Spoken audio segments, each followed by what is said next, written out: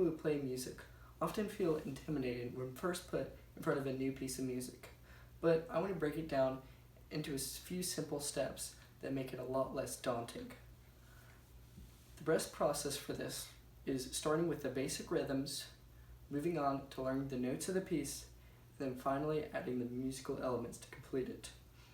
This process will help you on any instrument, as it has for me on piano and bassoon, and even if you have non-musical inclination, I would suggest that you still listen, as music has been shown to help you better think through problems, as shown in the video by Anita Collins.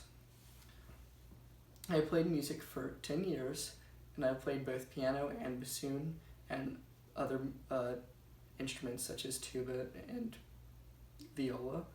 So I have a lot of ground to speak on this subject, and I want to say that I believe that this is the best process, which is rhythm, notes, and the musicality.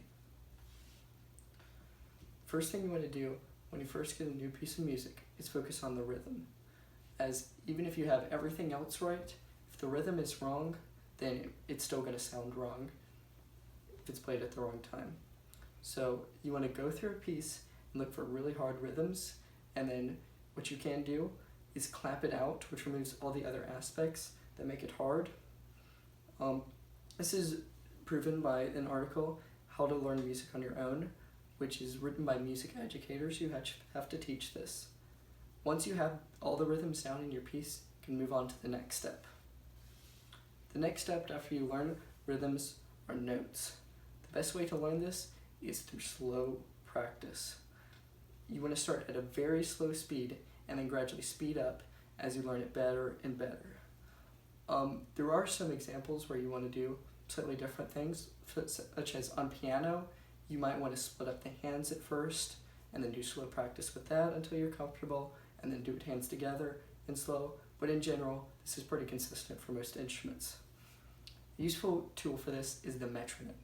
The metronome allows you to set a tempo and then gradually speed it up, and it lets you set a tempo, which is how fast you want to play it, and then allows you to gauge where you are on it.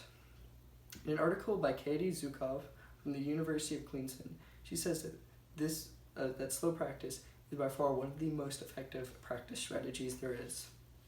Finally, after you've done the rhythm and the notes and have them good, you can move on to musicality. Musicality mainly consists of dynamics, articulation, and speed. These can really bring the piece to life and add a lot more to it. As stated from music teacher Ron Drotos, this process of rhythm, notes, and then once you have them down, moving on to musicality is by far the most efficient for new students. Articulation is how you play a note. You can either play it disconnected, connected, somewhere in between. These can all add a lot to a piece and make it sound really unique. In addition, you have dynamics. Dynamics are how soft or loud you play. These can add a lot as well. And also, the more that you contrast these, the better that your piece will sound.